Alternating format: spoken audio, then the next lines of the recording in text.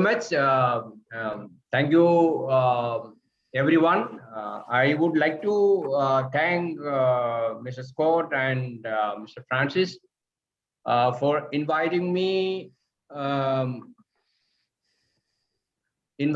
to give a presentation on the Bhopal gas tragedy and other major disasters of industrial disasters which have taken place in India, and the lessons which we can draw on.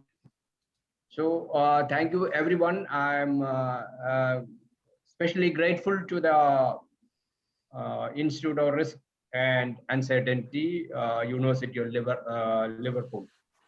So just to speak about the topic, I'll be touching upon Bhopal gas tragedy and some of the disasters and the lessons we draw from this.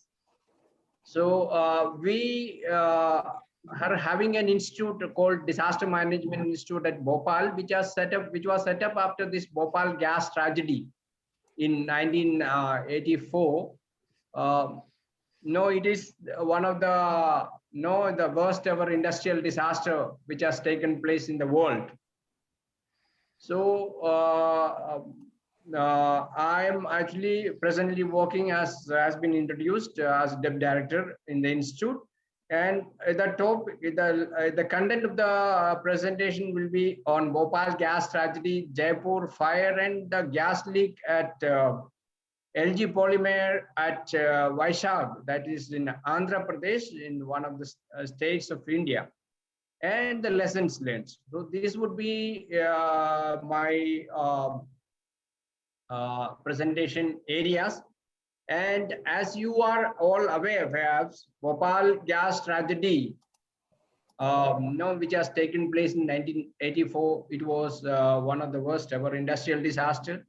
And there was also a Jaipur fire, which has taken place in 2009 in Rajasthan, one of the states in India.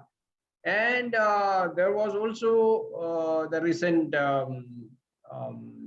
LG Polymer gas leak.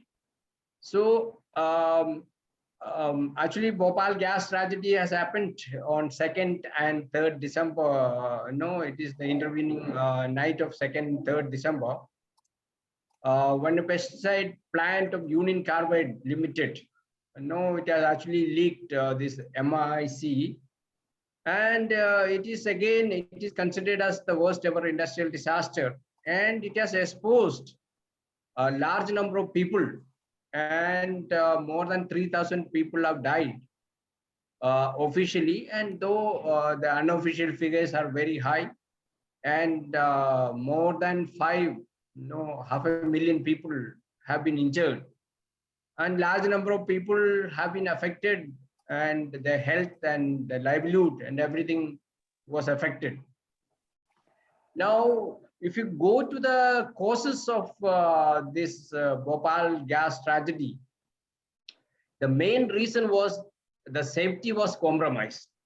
All the safety devices and equipments were not functional. Where if you take the scrubber or the flare tower or the refrigeration system, all these were not functioning. So the main reason was the management and the system had compromised on the various safety systems.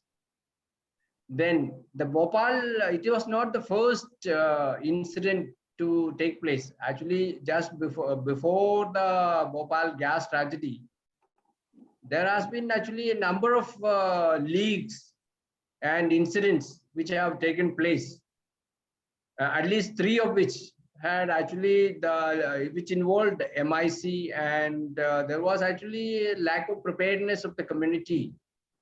See, when the plant was established, it was established in a very area which was not much populated. But as the factory started, and there have been economic activities, and large number of people have come and established themselves in and around the factory.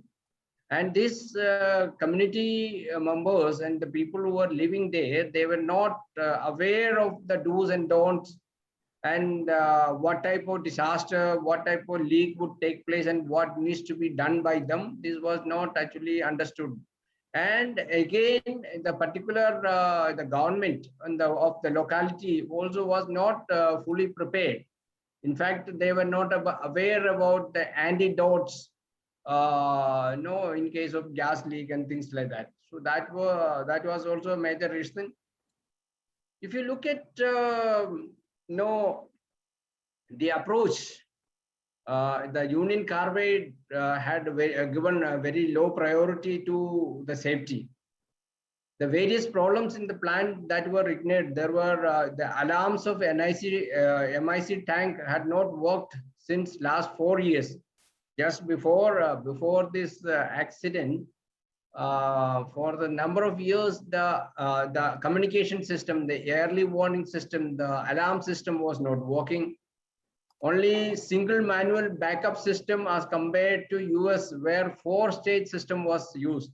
Actually, this Union Carbide had also another plant in USA, and there the system was quite different as far as the emergency management was concerned. The flare tower and the vent gas scrubbers had been out of service for 5 months before the disaster, due to which flare tower could not hold. No, even quarter of the gas leaked. So that was a system which was supposed to be working, but it had not worked. Then the refrigeration system was also not functional. So if you look at the main safety systems were not functional. There was also no, the maintenance was not properly done. Faulty valves, no, they were not installed. The MIC tank pressure gauge was not functioning. No, that is another issue that was supposed to be functioning, but it was not functioning. On the night shift, no maintenance supervisor was in place to record instruments readings.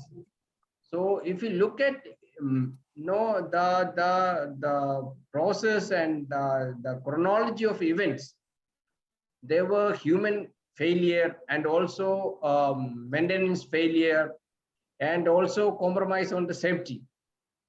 So on the night shift, no maintenance supervisors. Again, no, they were on the factory was on the cost cutting. No, they were undertaking cost cutting measures. So they had actually also compromised on safety. If you compare, the two plants which were run by Union Carbide Corporation, one was there, the Institute West Virginia in US, and another was in Bhopal. See, if you look at the capacities, high production of MIC matched with high processing capacity.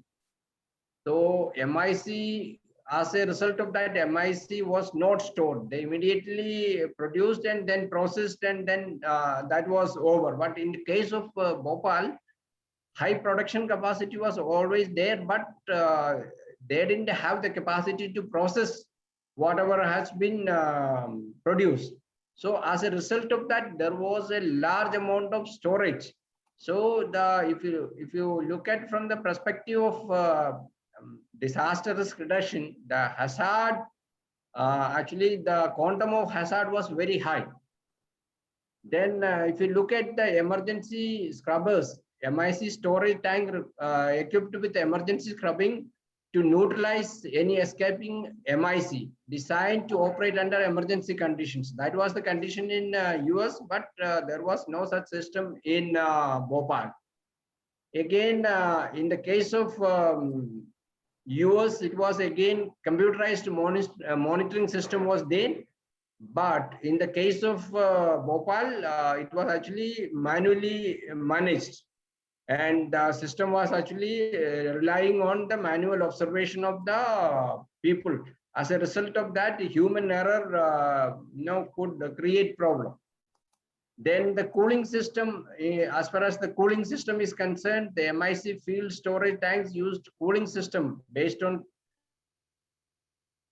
so that was not actually reactive to the MIC. But in the case of Bhopal, the MIC tank used cooling system based on brine, highly reactive to MIC. Then if you look at the other issue like the refrigeration unit, that was not functional. It was put off due to cost cutting measures undertaken by the company. Then in the case of US again, MIC was always maintained under nitrogen pressure. But in the case of Bhopal, it was not maintained under nitrogen pressure. Again, in order to manage any emergency, there should be proper planning.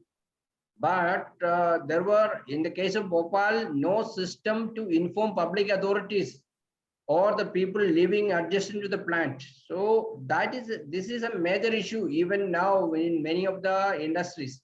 So people are very, they are not forthcoming as far as communicating the risk to the local community, especially. So that was the same case. But in the case of US, they had a system, elaborate arrangement they had a system to inform the community police and traffic authorities, and also radio systems. So, but in the case of Bhopal, that was lacking. Maintenance program, as far as the maintenance program is concerned, maintenance program to determine and evaluate replacement frequency for valves and instrumentation and alarm systems. So there was a system, but in the case of Bhopal, no evidence of an effective instrument maintenance program. So that maintenance program was again compromised. In the case of US again, there was lab analysis of MIC was conducted to test quality and check for contamination prior to storage. But there was no such lab analysis undertaken before the storage of MIC. So this is another issue we have seen. And also in any disaster management, the people needs to be trained. Actually, the people are, if they are not trained and equipped, then the management will be a very difficult proposition. So in the case of US, we have found there have been extensive training in their plant. But in the case of Bhopal, this type of training and mock drills or similar things were not undertaken. And in the case of, again, the West Virginia plant, they had the personal protective equipments. But in case of Bhopal, there was a lot of, that was not, it was not available to the people. So these are the reasons why it has taken place. And if you compare both the plants, the management system, the emergency response system, the training and the alarm system, and even maintenance, so all these were actually compromised. So it was a disaster waiting to happen. So when the gas leaked, actually, the people were not aware, no communication system was there. So it actually again added to this, the gas has leaked in the night. So large number of people, lot of areas were affected because of this gas leak.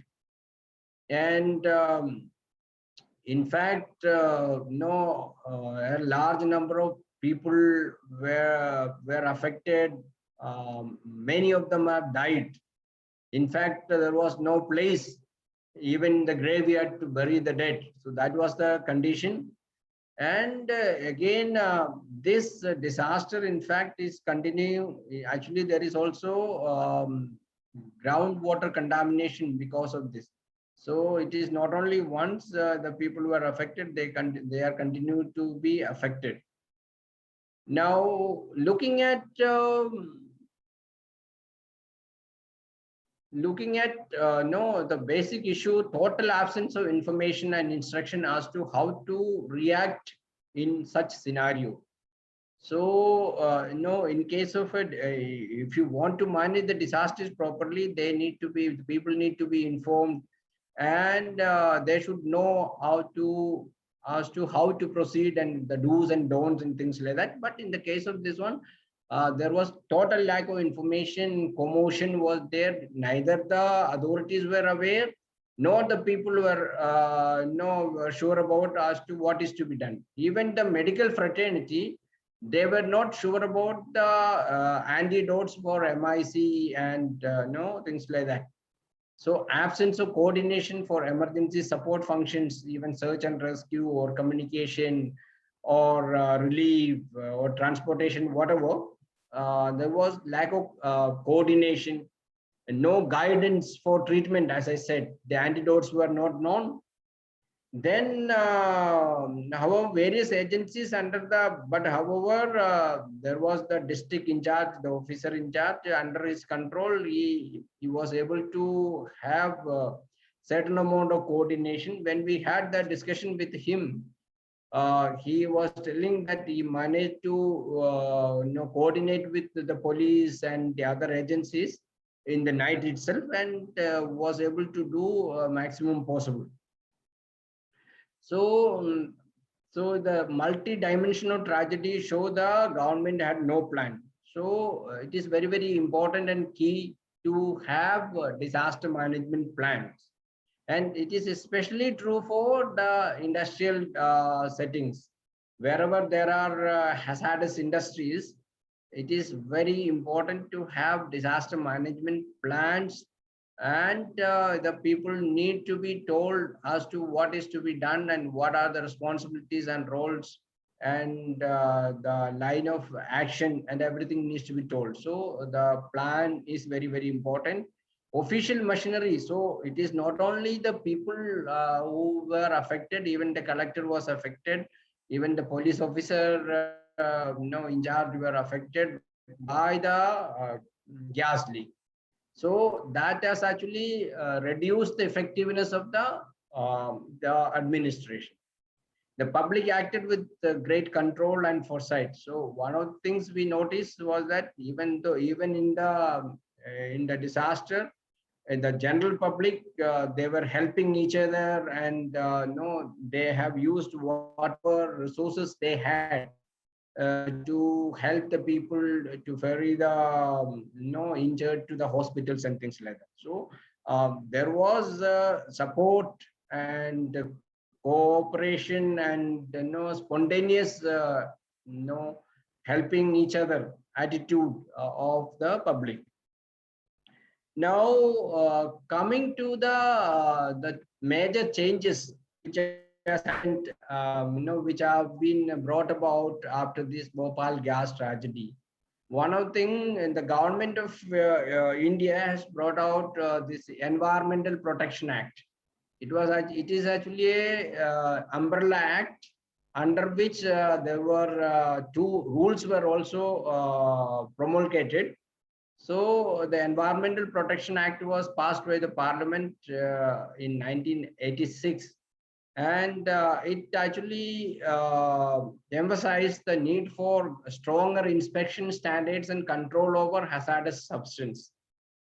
So the various directorates, like the Directorate of Industrial Health and Safety, was set up, and it was they were given the duty to have proper inspection and control and processing of this hazardous substance. Then the manufacturing, storage, and import of hazardous chemical rules were again promulgated in 1989, and it had actually given certain responsibilities to the various authorities. Personal responsibility from corporations were fixed, and if you look at the government of India had come out with a ministry, a new ministry, which was called the Ministry of Environment and Forest. It was created, And one of the responsibilities of this ministry was to look after the hazardous industries and their management. And there was also another important rules which was promulgated, that is chemical accidents emergency planning preparedness and response rules. So under this rule, actually, two type of disaster management plans were supposed to be made by the industries. One was the on-site plan. Whenever hazardous industry or major hazardous industry, it is the duty of the occupier industry to make a disaster management plan for the safety of the people who are living in the factory and in its own for its own members. And the district administration concerned was supposed to make an off-site plan. Off-site plan means if the consequence of the industrial disaster goes beyond the premises of the industry, then that needs to be tapped by the concerned local administration, the concerned collector. So for the safety and management purposes of the district collector, they were supposed to make an off-site disaster management plan. So the chemical accident emergency planning preparedness and response rules promulgated in 1996 spoke about this one, and they also spoke about the various type of crisis groups. So under these rules, there was supposed to be a crisis group at the center level, Indian level, and then each state is supposed to have a crisis group. And again, the district is supposed to have a district crisis group. And again, at the local level, the local authorities are supposed to have local crisis group. So the 4 levels of crisis management system was established, and on-site plans were also established under these rules.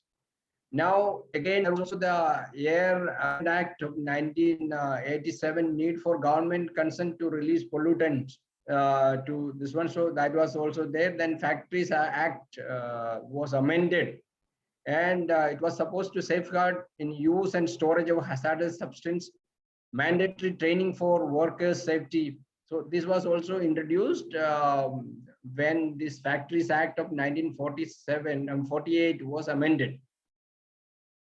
So these were the legal this thing, and was hazardous government authorized companies as to what they can pollute with. So the permission that the control was there. Public Liability Insurance Act, wherein the insurance cover for death, injury, or damage resulting from a disaster. So the industries were supposed to take insurance coverage for the people who are working and people who are in and around the risk zone. So this was also done. And in 2005, after so many disasters, the government of India has come out with an act called Disaster Management Act 2005. It is a very comprehensive act, and the approach to disaster management is multi-hazard under this, and various authorities have been established under this act. If you look at the central level, there was the establishment of National Disaster Management Authority under the chairmanship of Prime Minister. And there is a National Executive Committee headed by the Secretary Home at the central level. And the Ministry of Home Affairs was given the responsibility to manage disasters under this. And there are also institutions like NIDM and the National Disaster Response Force. All these forces are also established under this act as far as the central government level is concerned, at the federal level. And then at the state level, when coming to the various states, every state is supposed to have a state disaster management authority to be headed by the concerned chief ministers. And there was also the establishment of state executive committee. So various levels, the authorities were established, and at the district level, there is a district disaster management authority established under this act. And at the local level, if we look at the local self-government level, whether it is in the local urban bodies or at the rural Panchayat Raj institution level, these bodies were supposed to have disaster management authorities. So that four-level system for managing disasters, various authorities have been constituted under this act, and various other measures like even financial provisions were made for mitigation, response, and preparedness, capacity building, and things like that. So that is about the Disaster Management Act. So this Disaster Management Act covers not only about response, but comprehensively it covers all disaster response and rehabilitation, prevention, mitigation, preparedness, and even integration of disaster management into the development system. So all these are covered under this act. And in 2007, again, the National Disaster Management Authority has come out with a guideline on chemical disasters. So which speaks about the various ways and means to manage disasters, including prevention, mitigation, preparedness, effective response, and rehabilitation aspects. So especially for chemical disasters, how to go about, and the roles and responsibilities of various agencies. So all these were defined, and then also it was told that everyone needs to work in coordination with the various agencies. So that guideline also has been brought out. And in 2009, the government of India has also come out with a policy on disaster management, which also is applicable to the chemical and industrial disaster management. As per this one, we should, in the country, we are supposed to be developing a culture of preparedness and culture of quick response and strategic thinking and culture of prevention and mitigation. So especially for human-made disasters, this needs to be done, and also for natural disasters. So the policy also has been brought out in 2009. So these were the things which have been initiated by the government in India, but in other countries also, because of this Bhopal gas tragedy, a number of initiatives have been taken, like responsible care program in Canada, which speaks about performance measurement and reporting, implementation of security code management system to achieve and verify result, independent certification of standards, especially for safety. So that was also initiated. And then in US also, the Emergency Planning and Community Right to Know Act, that was also, in fact, an outcome of this Bhopal gas tragedy, we can say. This is all what I wanted to speak about the Bhopal gas tragedy. So it has happened, and a lot of initiatives have been undertaken. But however, the various researches, we have conducted a number of researches in industrial areas, and we found that the awareness level of the people, the preparedness level of the people are much more. I mean, there is a lot more need to be done in that. Now coming to this fire incident in Jaipur in Rajasthan, which has taken place in 2009. It is actually it was a depot of the IOCL, and the fire has taken place because of the faulty maintenance and operation, and large quantity of this petrochemical was lost, and 11 people have died. And here what I would like to emphasize is that In this case, the control room or the firefighting system, all these were in risk zone. So as such, even the control room was affected, the firefighting systems were affected, and the community was affected. So when we cite the industry, it is very, very important that we cite especially the response systems away from the risk zone. So the risk, the contours needs to be made, and then citing of control room or even the emergency systems, those needs to be away from the impact zone. Otherwise, what happens? The control room itself is affected. Then there would not be any possibility of responding to that situation, with the resources available. Similarly, we have conducted a number of researches, and we have found that many of these, like firefighting systems, are actually in the impact zone of the industries. They are in the red zone or they are in the orange zone. So whenever something happens, these response agencies would be the first one to be affected. So we need to be very extremely careful about the siting of industries and the resources, especially the control rooms and the response systems for managing industrial disasters. So ultimately, they had to allow this entire fuel to be burned, and they couldn't do anything. And there was around 60 million US dollars lost because of this. And also, we found there was also domino effect. There were actually 11 tanks, but apart from that, there were associated things. Once there was a fire and explosion, the other things also, like the drums and the other collections, also were affected, and they had created a lot of problem. And here also, the community preparedness was not there. Even after this Bhopal gas tragedy, there's a lot more need to be done as far as the community preparedness is concerned. Even the emergency response center, if you look at this picture, the emergency response center was affected, and it had come under the impact zone.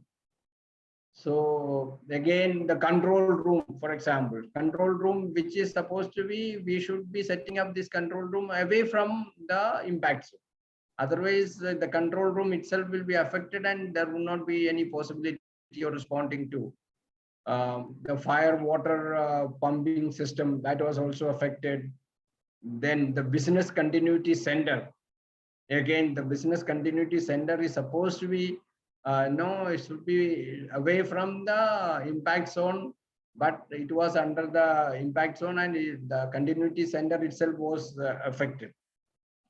So there was also explosion which has occurred, and then 20 tons of there was petrol was burnt, and 60,000 kiloliters of this oil was ultimately they had to allow this one to burn. So the neighborhood was affected, the minor even 2-kilometer distance, the facility was the people were affected, and so much of loss was there. And there could have been some ignition source, which would be anything around the administrative block, whether it would have been maybe a spark from the vehicle or some electrical fittings would have been the cause. And the government of India has actually set up a committee under Mr. MP Lal, and he has come out with the findings, and he has given his findings, and he has given around 118 suggestions. And the main thing was the loss of in terms of time and quantity was not considered, was never considered a credible event, and accordingly it was not taken into consideration for hazard identification. Basic operating procedures for hammer blind opening was not followed. Accident would have been managed if safety measures provided in control room were not made defunct. So the control room was first of all defunct. It was not working. Secondly, it was in the impact zone and there was no backup system, and there was delay in emergency response because it was also not in the working hours, it was in the shift. So the operation was fully not functional. So this is the second incident after this. I mean, major things I wanted to speak about. Even in the case of Jaipur also, we have found that the systems were not much functional even after so many acts and regulations and policies. So the functioning needs to be improved. Then coming to the gas leak at LG Polymer at Vaishak, that is in Andhra Pradesh. So it has happened in the month of May in 2020, when there was a lockdown of the entire country due to this COVID situation. And in this condition, actually during the month of May, they had allowed the factory to operate, and they were relaxing the lockdown, and the factories were allowed to operate, and they tried to start the functioning. So the major leak from polymer plant LG Polymers near Visakhapatnam impacted villages in 5-kilometer radius, leaving at least 9 and more people, and thousands of people were also injured. The leak occurred early morning on May 7th, 2020, at a private plastic making plant owned by LG Polymers, that a part of South Korean LG Corporation. The plant was closed due to the lockdown. For a long time, attempts were made to restart the operation. So as I said, during the restart of the operation, a large amount of styrene gas was leaked in the surroundings. So that was the main cause of this incident. And there was a committee set up by the government, and they have given their report. And the report speaks about a number of issues. They speak about no, they say that it can be attributed to poor design. Actually, the plant was originally was not operational for this one. That was actually for something else, but they converted this one into styrene for styrene gas. Then there was inadequate refrigeration and cooling system. If you look at the Bhopal gas tragedy and the gas leak in 2020 in Visakhapatnam, you will see similar problems: inadequate refrigeration and cooling system, absence of circulation system, inadequate measurement parameters, weak safety protocol, poor safety awareness, inadequate risk assessment and response. So if you go back to Bhopal gas tragedy, you will find this similar reasons for the disaster.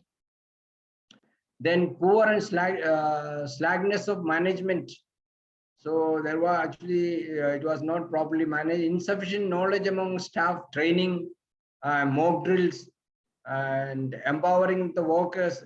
Insufficient understanding of chemical properties of styrene. So again, even the local hospital, they were not aware about the line of treatment for styrene. So total breakdown of emergency response procedures, lack of effective use of emergency warning system, especially for the communities residing in the nearby areas.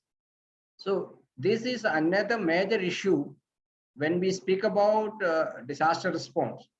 In some of the industrial areas where we have conducted some research, we have found that the siren system is there, emergency communication system is there, but the messages or this is not understood by the local community. In one of the industrial areas where we have a large number of industries, we have made a study. we found that there is siren, the emergency communication system established. But when we discuss and interviewed the people who are living around, we asked them about the type of siren, what is the meaning, what they need to do. They were not aware. And similarly, in many cases, the police also is not, the police or the local medical system is also not aware of the do's and don'ts. So this is coming to be a major issue. The rules are there, regulations are there, systems are there, but in the ground, no, there is a lot of difference. So implementation issues are there. So I think now coming to the way forward. So there are a lot of industrial disasters and human-made disasters are taking place, though the policy of the government is zero tolerance to human-made disasters, man-made disasters. But there is a lot more to be done. So I think from our experience of last so many years as an institute, we would flag the following issues. Like one is community preparedness. This is a very, very critical issue. Community needs to be prepared, especially for industrial disaster management. The industries where they are siting, first of all, they need to site these industries away from the habitation as far as possible. Or even after the siting of the industry, if the habitations are allowed, then the next best option is they need to be thoroughly prepared. So community preparedness, taking the community into confidence. So there is a lot of fear among the industrialists and other agencies also to speak about the hazard, vulnerabilities and risks of these particular installations to the community members. So that I think we need to look at, and we have to see how we can work with these communities and also these industries and also the government agencies.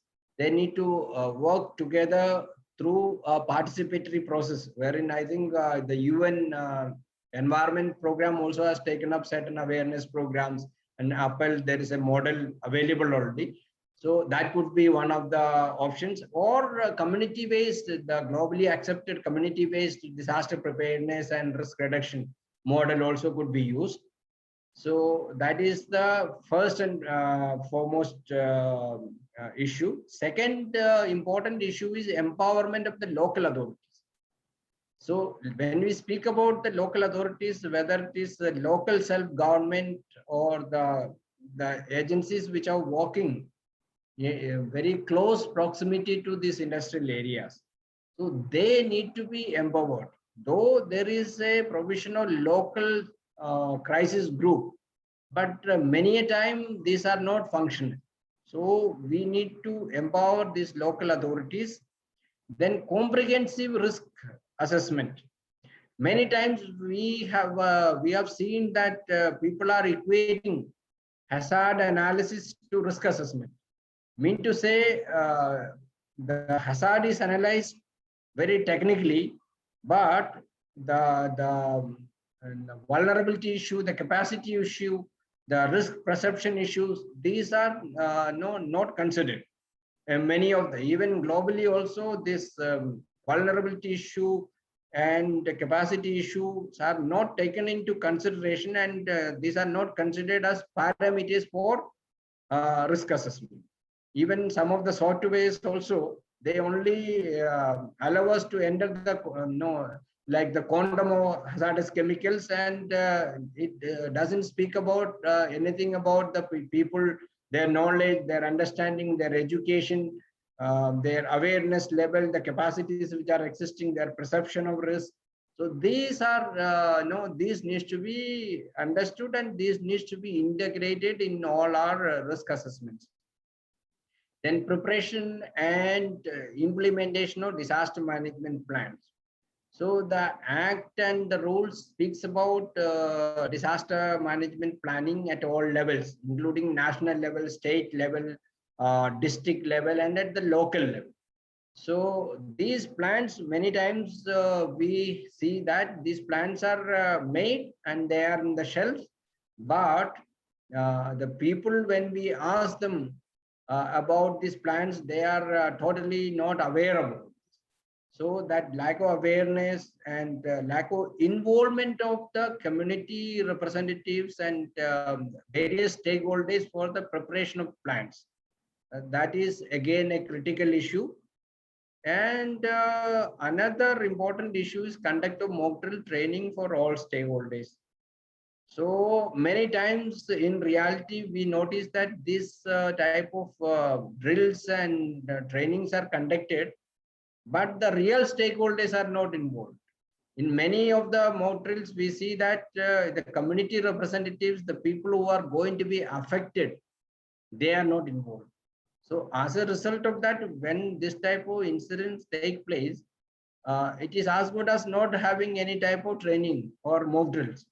So as such, the local community, the likely impacted people are not able to respond in the right manner. And as a result of that, lot of casualties, lot of laws and things like that. So another important issue, conduct of mock drills. These are being conducted, but the right stakeholders, the people, the local community and the local administration needs to be involved. And again, training and systematic training and keeping a data of the trained people. So these are all important. So we can say there is a need to have a relook at the risk analysis, as I already mentioned. Nowadays, equating the analysis with risk analysis, vulnerability issues, capacity issues are not taken into consideration. Instead of just safety engineers, we need to look at the possibility of having multidisciplinary team for safety who would be in a position to look after the safety of the people in and around the industrial area and also other people. So in many of the industries, we find there are safety engineers are there, but they have no idea as to how to work with the local community, how to deal with people, know how to prepare the community. They are quote unquote, they are safety engineers, but they don't go beyond the safety engineering aspect. So more and more we need to look at multidisciplinary teams for safety in the industry or in the locality, so that they are able to look at comprehensively the risks. So I think I will bind up here, and I would like to discuss maybe any questions or anything to be discussed. We are open. Hello. Yeah, hello, sorry, my mic was muted. Yeah, thank you so much for your presentation, Dr. George Joseph. That was really, really fascinating and just quite devastating. It's quite appalling, the level of risk and kind of the tragedies that you were showing. I mean, one thing that really surprised me was that emergency reaction building that you show that was completely decimated. Yeah, and I believe this is not the case with the particular geographical area, but I think many of the places. Yeah, definitely. So I'll start off with a question before I open it. Look at this is a scenario, I believe. Maybe some differences are there in some localities. Okay. Sorry. Any questions? Sorry, Dr. George Joseph. I think your mic. Any discussion point apart from your microphone scrambled, or your internet sometimes is a little bit laggy or disrupted. Is it okay now? I think so. But the last few parts of what you were saying, it didn't make much sense. But basically, I was telling I have given a presentation of some of the cases. Right. I believe this is similar in other parts of the world also. In quite a number of places. Yeah, I can imagine. When we as researchers, we need to especially look at the community preparedness. That is a major focus I would like to emphasize upon. Right. You said quite a lot of the industries in India are in this kind of high impact, high risk zone. What do you think are some of the the easiest ways to try and encourage them to adopt some of these risk management strategies? What are some of the easy wins? That's to say, kind of high impact changes with the least amount of effort that they can have to help protect people and mitigate some disasters. Correct. Sorry, did you catch that? Yeah. So I believe that is no. We need to look at solutions, and we need to research. Since you are all doing a lot of research, I think some of you could also take up research related to community preparedness, and especially focusing on industrial, and some models can be brought out. Yeah, most definitely. I mean, one consideration I would think is that I think dealing with the public sometimes and trying to get them to prepare for health and safety things, just in our perspective, I think sometimes it just seems a little bit futile. You kind of have to do things on the industry level, because training the public to deal with such disasters, unless you're training them in school from a young age, I think it's very difficult to convince people to change their behavior at times. Does anyone else have any questions on the? Yeah, I can jump in. Sure. Yeah, like, thanks very much for the talk. It was good. I agree all about the community preparedness. Very much agree that there needs to be much more of a focus on that in risk analysis, rather than just focusing on calculating hazard probabilities. And on that note, after something like the Bhopal disaster, I can imagine the public trust in industries I imagine it extends beyond just chemical processing, just any major industry in general. Public trust will just fall through the floor. And what do you think needs to be done, I guess, in general, but also in response when disasters like this happen? What do you think is a good way to respond to try and maintain some sense of public trust? Because a lot of the risk perception is very, very heavily trust-based.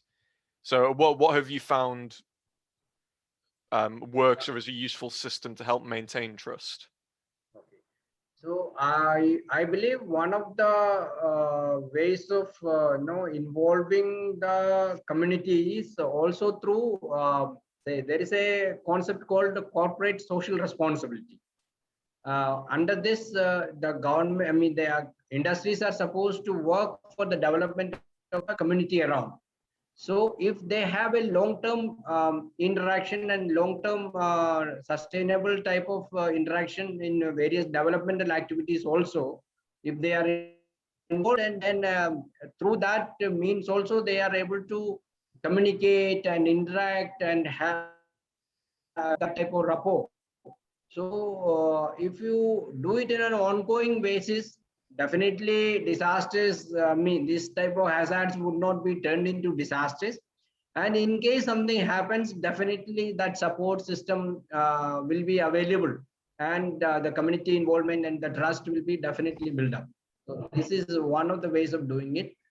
Other ways are also through regulatory processes, strict monitoring. So now the Disaster Management Act and authorities are in place. So once they do these things properly, definitely the trust will be developed. So we have to see what are the ways and means, but these are two ways which I immediately see our experience. So these two ways can help. Do you feel like the introduction of these acts has had a noticeable improvement on the public perception of the benefits of these industries? Of course, again, another issue is, so the benefits, actually the thing is that this hazard, risk and vulnerabilities are not discussed. This is mostly, these are not in the domain of the community. Yeah. Unless something happens. When something happens, there is a knee-jerk reaction, and then there is a discussion, and after that it dies down. So, but definitely the benefit side is more seen and more visible. So I believe the benefit is much more, but at the same time, we can't compromise on the safety issue that needs to be taken care equally. Definitely. Thank you very much. Thank you. Do we have any more questions from the audience? Actually, I have a question. Thank you, Dr. Joseph, for your talk. One thing I understand from the Bhopal disaster was that United Carbide, and this is actually seems to be a popular thing amongst most corporations, is that they refused to cooperate with medical authorities within the 24 hours after the incident until Warren Anderson, their CEO, arrived. This meant doctors and paramedics were unable to treat anything because they weren't sure what they were meant to be treating. So is there a way of increasing cooperation or from corporations, from large businesses with local response disaster teams, whether it's through legislation or plans, essentially to find a way to override these corporate or trade secrets and allow medics and paramedics to understand what they're meant to be working with or what they're meant to be treating? No, thank you very much for your question. I think it is a very, very critical question. And actually, as per the right of the community to know, the industries concerned are supposed to share the antidotes of this type of chemical leak and the line of treatment to the local authorities, and especially the medical fraternity. And they are also supposed to share the do's and don'ts with the local community. So that is there in the act, especially in the Environmental Protection Act and the rules and regulations formed under that. The industries are supposed to be doing this, especially the major hazardous units. So, but again, we need to see how much it is, how much of it is being practiced in whether it is in every case it is being practiced. That needs to be seen. Many times we feel that, but at the same time, these days, at least when something happens, the industries share. So that is a good thing. No, it is not like earlier. So that antidotes and line of treatment, and there is also the material safety data sheet available, which speaks about the line of treatment, the first aid, and so these are also openly available. And there are agencies and the local authorities training the medical. In fact, for example, our institutes, we impart training to the medical professionals on industrial disaster management, and we discuss in detail about the line of treatment and the material safety data sheet and the authorities. So these are actually much more transparent nowadays, so that there is a lot of improvement. Okay, I hope I am able to answer your question. Oh no, thank you. That was actually quite a good answer. Again, that improvement in transparency is definitely needed amongst industries. Yeah. Thank you. Thank you. Any more questions from the audience? If not, I'll ask another question as well. When you were talking about the polymer factory and some of the other examples as well, when you listed some of the root causes, the kind of inadequate risk assessment, weak safety protocols, poor safety awareness, inadequate measurement parameters, do you think this is just kind of willful ignorance from the industries, or is they just don't want to spend money on it? Is it a matter of they don't have the expertise required to be able to conduct these analyses? What do you think is the reasoning for these mistakes that they're making? Is it just simply that? The thing is that, see, the immediate aftermath, the people, the local hospital also was not aware. But after some time, they had shared the line of treatment and how to go about. But Right. it was so that means to that type of trigger mechanism, that incident response system. You see, as far as the industrial disasters is concerned, the response needs to be very, very fast. Otherwise, the casualties will be much more. So Right. it was in the night, and then it was a lockdown period. There was already a COVID disaster going on. So there were a lot of other restrictions. But after that, they have taken measures. But that time lag was there. So that has created no some more problems. Right. Yeah, you think if it wasn't for COVID, then that wouldn't have been an issue. But say, regardless of the fact that there was coronavirus, w- do you Yeah. think it was just simply that they rushed into it, or was there some other kind of mechanism? Was it a lack of training from their staff? And if so, is it just because the company doesn't really think about risk? Is it because they don't really want to spend money on it? They don't have the expertise? Yeah. So Do there you are, I understand? think, a combination of factors. Like Yeah.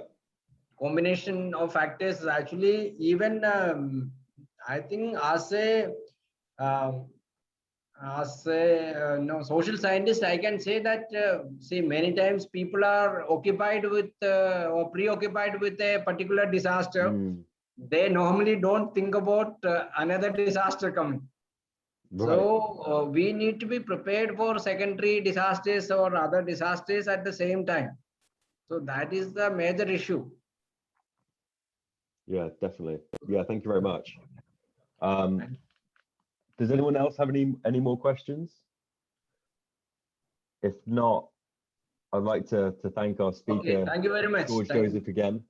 Very insightful and a lot of lessons to be learned that hopefully we can apply, because I think this isn't a situation that's unique to India. Like you say, this is happening in different countries across the world, and just the lack of risk awareness in industry is very important and crucial to try and learn lessons to be able to apply to other places. I know Dr. George Joseph was actually interested in collaborating with our institute. So if any of you are interested, maybe Dr. George, you could tell us a little bit more about what you had in mind. No, basically, I was trying to see, we have an institute here in Bhopal, which was established, as I said, after this Bhopal gas tragedy. And we focus our one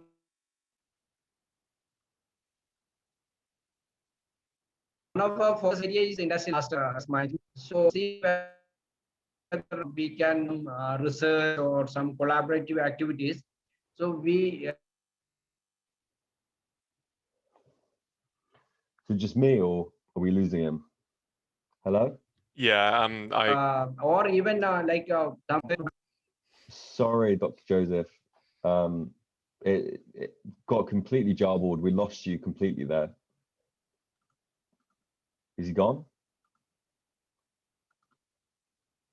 I don't know. I think, yeah, he's yeah, I've disconnected not there, heard. hasn't Yeah, I don't think he's disconnected, but I can't hear him. he? Well, maybe we'll hold on for one more minute. Man, that was really those disasters were insane. No, I remember the first time I heard about the Bhopal disaster, and it's just, It's considered one of the worst ones in the world, isn't it? In oh terms yeah, of yeah. industry disasters. Okay, see you later, Pedro. Oh, there he goes. I think he's disconnected completely. So maybe we should call it there. All right. All right. Right. Stop recording.